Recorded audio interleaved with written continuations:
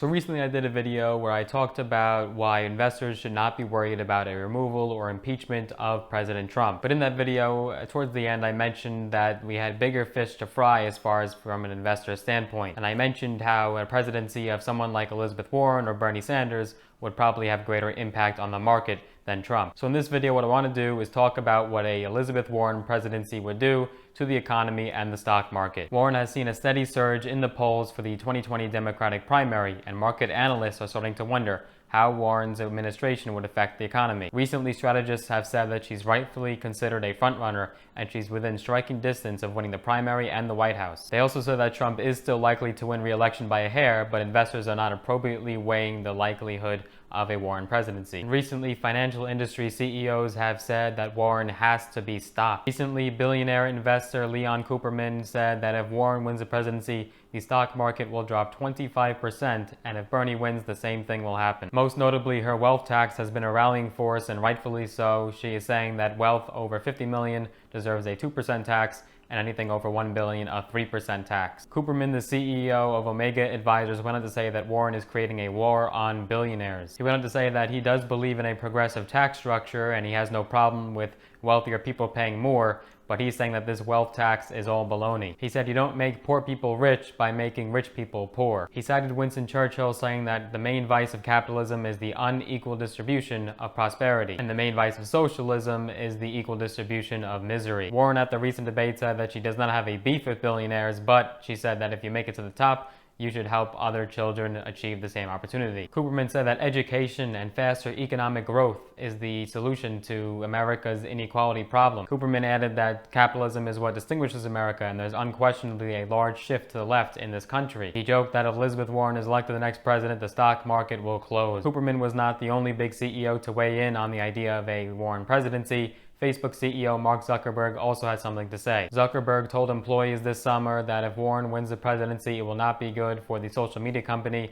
and other big tech companies because she is trying to break them up. Zuckerberg, in leaked audio clips, reportedly said that if she gets elected president, then we will have legal challenges, and I bet we will win those legal challenges. He also said, does that still suck for us? Yeah. Warren fired back on Twitter saying what would really suck is if we don't fix a corrupt system that lets giant companies like Facebook engage in illegal anti-competitive practices, stomp on consumer privacy rights, and repeatedly fumble their responsibility to protect our democracy. And a recent survey by RBC Capital Markets showed that investors are worried about Biden's poll numbers and Warren's recent ascent. The head of U.S. equity strategy at RBC Capital Markets said that investors clearly think that Biden is better for the market than Elizabeth Warren. In fact, according to the report, she was viewed as the least market-friendly candidate out of the entire field. It's understandable to see why Wall Street has concerns about Warren. She has a populist platform and she has talked about doing more to regulate the financial, tech, healthcare, and energy industries. Now, there's a lot of evidence and officials saying that she would tank the market, but there's also a lot of reasons why she wouldn't as well. Some experts think that worries about Warren are way overdone. Few believe that the Senate will flip to Democratic control in 2020, even if Trump loses his re-election bid. So there's limits to what a President Warren could do with executive orders if Congress is split. Analysts have also said that a Warren win could actually boost some sectors of the market and the economy. Clean energy and infrastructure are sectors that will likely benefit if Warren were to win the White House. Even though Zuckerberg is not a fan of the Massachusetts senator, there are other tech leaders that are a big fan of Warren. According to a report, tech insiders have said that they like Warren due to her rigorous approach